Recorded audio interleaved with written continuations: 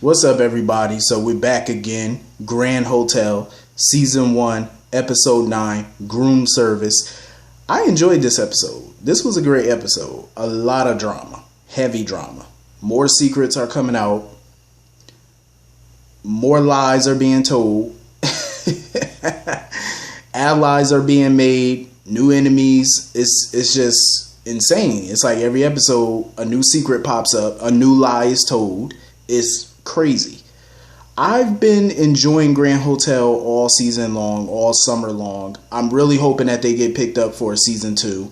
I believe the president of ABC Entertainment is saying that they're not going to renew or cancel the show. They haven't decided. They're waiting until the finale of the show to make that decision. I hope they decide to keep it. I really do. But getting into this episode, so Alicia had a tough task on her hands, and she basically had to pull together a quick wedding for this gay couple, Clive and George, who've been together for over 30 years, and it took them over 30 years to get married because, you know, they met back in 1986, which was about 33 years ago. And they couldn't get married back then, obviously, because gay marriage was not legal back then, clearly. And it took some time for them to finally walk that plank, walk down the aisle. And, of course, Alicia had a tough task on her hand because George was a straight-up groomzilla. That's hence the name of the episode, Groom Service. He was, I've seen so many bridezillas, but George was a straight-up groomzilla. Like, he was not playing. The champagne had to be perfect. The flowers had to be perfect. Everything just had to be perfect. Everything. And it was so funny that he kept saying that Alicia looked like she was 12. He says she looked like she was 12 years old, like she a child. I did like the conversation that her and George had because George was getting on my nerves in the beginning in a good way. Because he was just so over the top about this wedding. And he was not playing. But I did love the conversation because you got more insight into George and Clive and their journey to to get to where they are today. And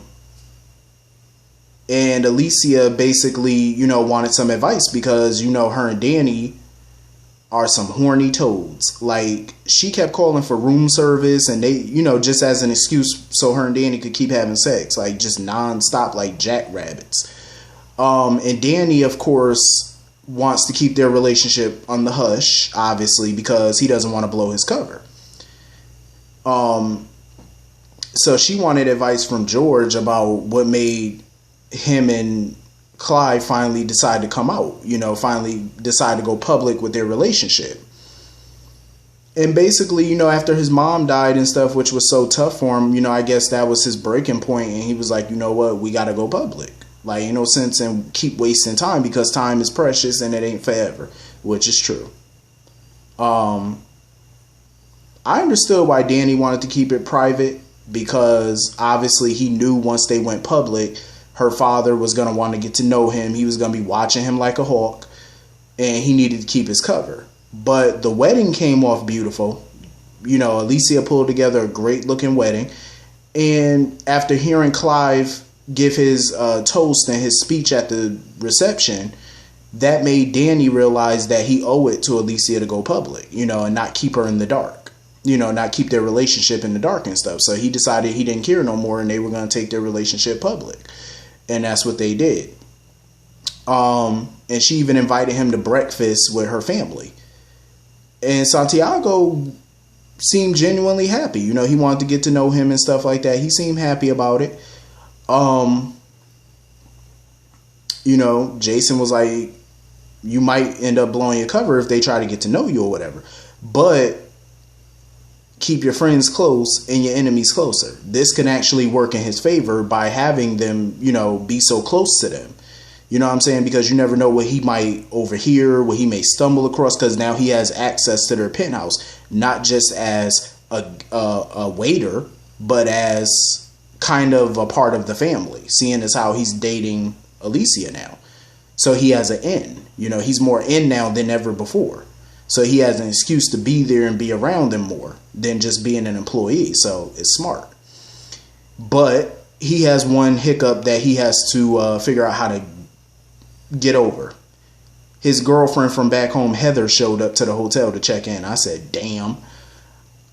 He was really sure nobody was going to blow his cover until Heather showed up. I said, oh, Lord. Boy, you got problems. I don't know how he going to get out of this. I'm going to pray for you. I'm going to pray for Danny. I don't know how he going to get out of this. I feel bad for Alicia because Alicia is really feeling Danny. And it's clear that he's feeling her too. Like, he's obviously into her. But he's keeping way too many secrets. The fact that he's investigating his sister's disappearance and her family is in his sights.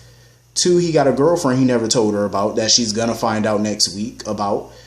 I'm like, Danny just keeps doing stuff to ruin this relationship. And I was rooting for it too. I don't know how he going to get out of this mess. Plus, he had to deal with those cops, the detectives, because, they're investigating the Finn Hotel, the balcony that collapsed, that injured Javi and killed Ingrid's baby and stuff. The cops are investigating that. And these are the same 2 detectives that when his sister disappeared, he was talking to the detectives because the guy detective was trying to shut down the investigation, obviously because Mateo paid him off. Come to find out, he's in Mateo's pocket. So when he bumped into the cops at the hotel, which was, he kept trying to dodge them all day, but I knew he was going to end up bumping into him. The female detective recognized him, but she covered in front of her partner. But when her and Danny got on the elevator together, she knew, she told him that she knew basically who he was, that they met before at the police station when he was upset that her partner was shutting down the investigation into Sky's disappearance. But she's willing to keep, quiet and stuff like that because she know that her partner is crooked and he's on the take. So she's willing to help Danny out if he help her out by getting proof, because she wants to shut her partner down. So at least Danny met up with a new ally. So now he has an ally in the female detective. So anyway, moving on from that. I was loving Mrs. P this episode. I'm always loving Mrs. P, but I was especially loving her in this episode. Like the way she was with Ingrid. I feel super bad for Ingrid losing that baby and stuff. I feel bad for her. But, she's basically in a financial rut right now. She got to find a new apartment and she's been sleeping in her car. So she ended up putting a bed into the linen closet and sleeping in there. So Mrs. P decided to let her stay at her house for a week or so. And you already know Jason wasn't happy about that because he's still pissed off with Ingrid about what she did to Javi and lying to him about the baby and stuff. Everybody know in the beginning of this season I wasn't a big fan of Ingrid. I really wasn't. But over the course of the season and seeing what she's been going through and how desperate she is, it just reminds me that people are exactly that. They're people. They're human. You know what I mean? Yeah, some people lie and they do whatever they got to do, but it's in the name of survival a lot of times. That don't mean they're bad people. It's just they do what they feel they have to do to survive. And that's what Ingrid is doing. I mean, she didn't want to give her baby up, but she also knew financially it was going to be hard for her to raise that child by herself. And Mateo clearly wasn't going to help her. So she latched on to Javi. Like I said, it doesn't excuse her behavior and what she did, but I can understand it. She was in a desperate situation. But I do love how over the season as well, Mrs. P has softened up, during the course of the season and stuff, because in the beginning she was just tough on everybody. She was hard on her staff, but she's softened up over the course of the season, and I like it because it shows a different side of Mrs. P. And I was actually kind of shocked that she allowed Ingrid to move in with her for a while, with her family. Jason was just constantly giving Ingrid a hard time. And I'm glad Mrs. P had that conversation with Jason to let him know that people are just that. They're people. And she let him know about her own struggles with, fertility and stuff like that. Because Mrs. P revealed that her and her husband her and her husband Malcolm had several miscarriages before she ended up getting pregnant and giving birth to Jason. She had several miscarriages, and she considers Jason their miracle son, their miracle child. And of course, Jason had no idea that his mother and father went through that. You know what I mean? Because obviously she didn't want to talk about it, so, sore subject, which I totally understand.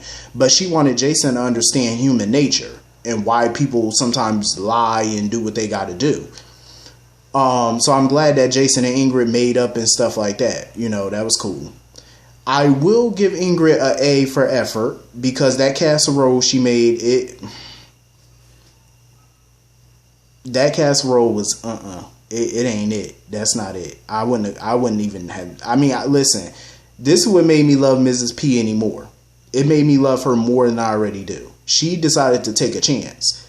Her husband had an excuse for not eating that food. He was like, my chemo, it's making me nauseous, so I can't eat this.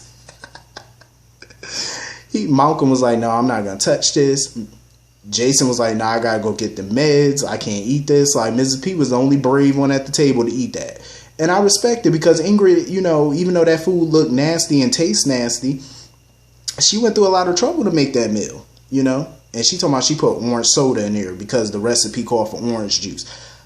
Ill. I've never eaten anything with no orange nothing in it.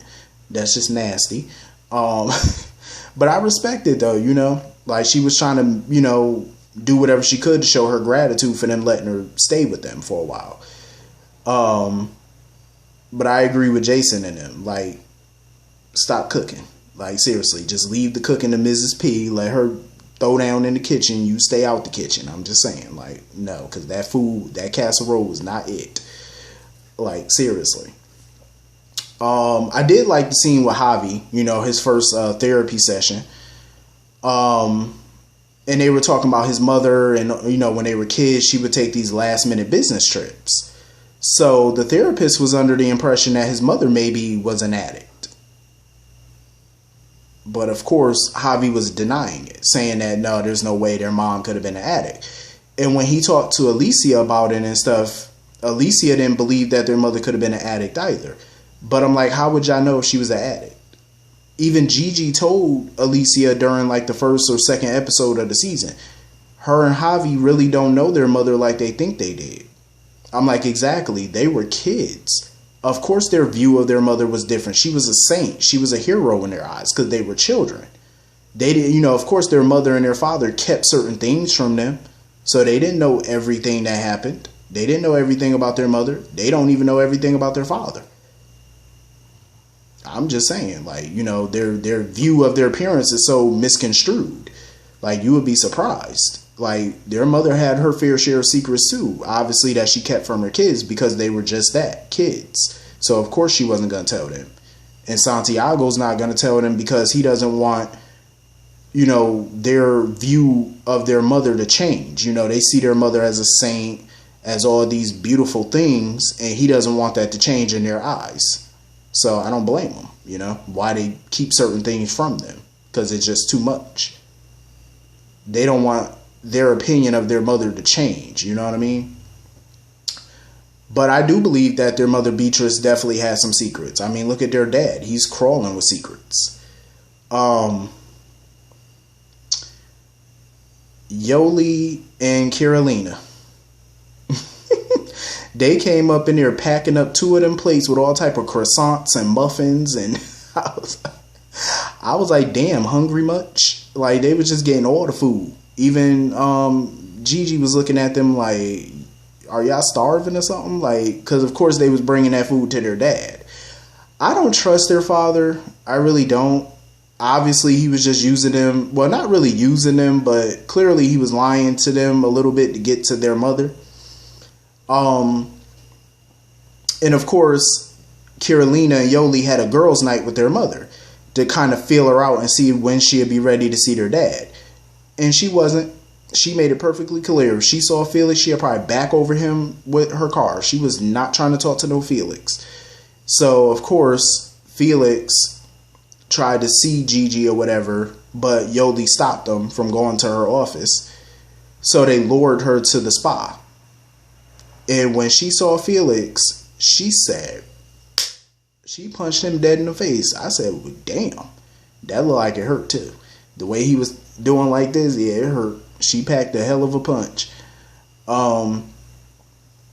So, of course she was upset with him because she hasn't heard from him in over 10 years. No phone call, no nothing. No telegram, no nothing. But he told her why he didn't get in contact with her and why he left. Basically, he blamed it on Santiago. Because he basically said Santiago was the one who snitched on him and called the feds on him. That's why he had to go on a run. He wasn't planning on leaving, but he had to once Santiago tried to turn him into the feds. Because he said he went to Santiago for a loan or whatever to help him out once the market crashed and stuff like that. Santiago ended up turning him into the feds.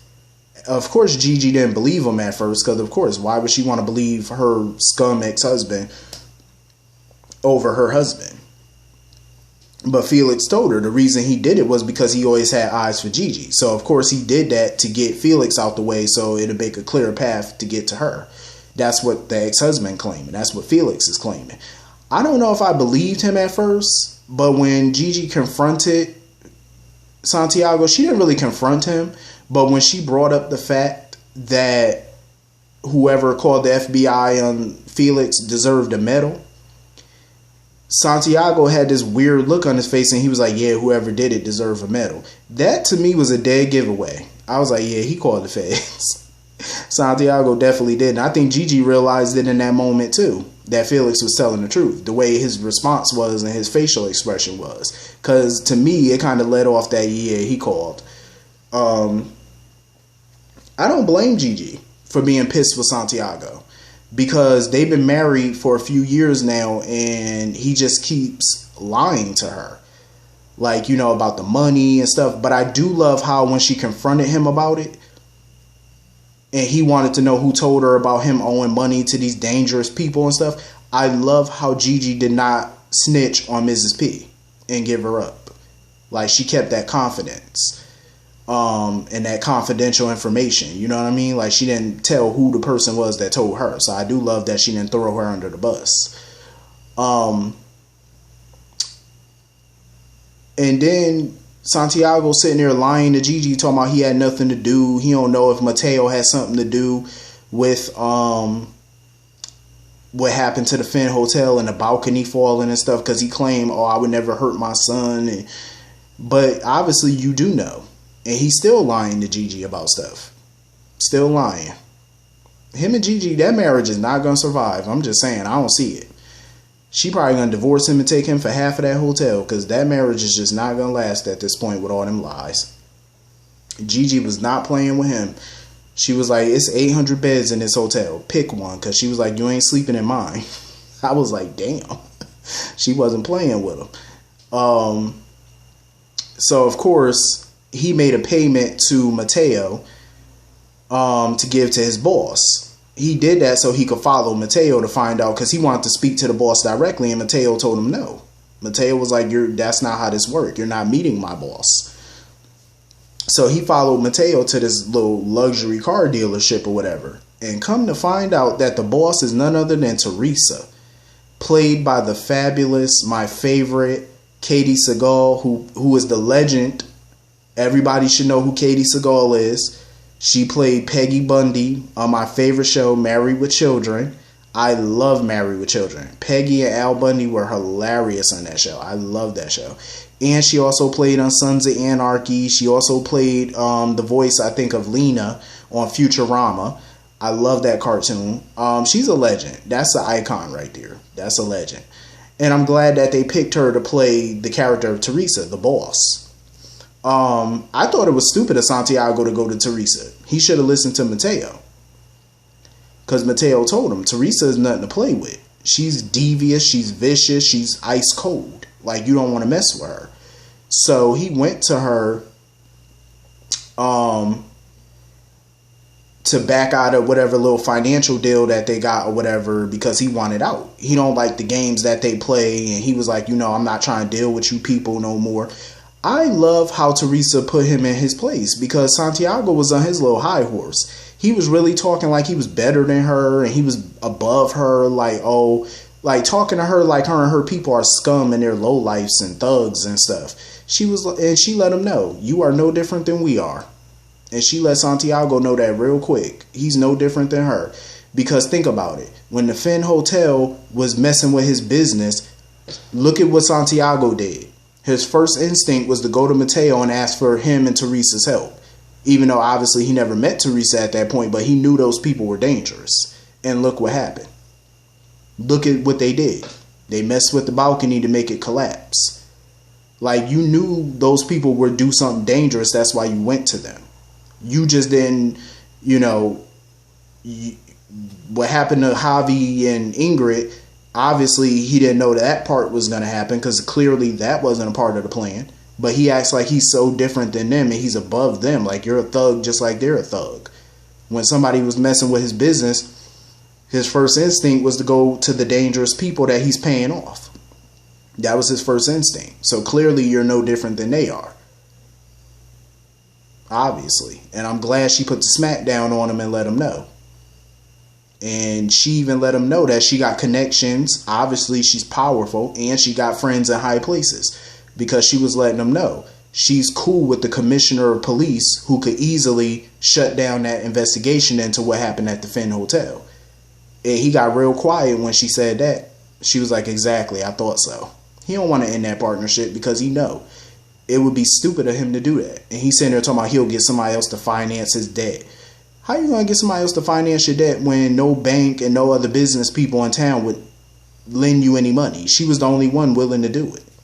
He knew those people was dangerous. This is what happens when you do business with dangerous people. You're setting yourself up for some heartache. And Teresa clearly is nothing to play with. And she was pissed at Mateo because he basically dropped the ball and allowed Santiago to follow him to get to her. And that wasn't a part of the plan. She never wanted Santiago to know who she was, that she was the boss. And now he knows her identity. And she's pissed.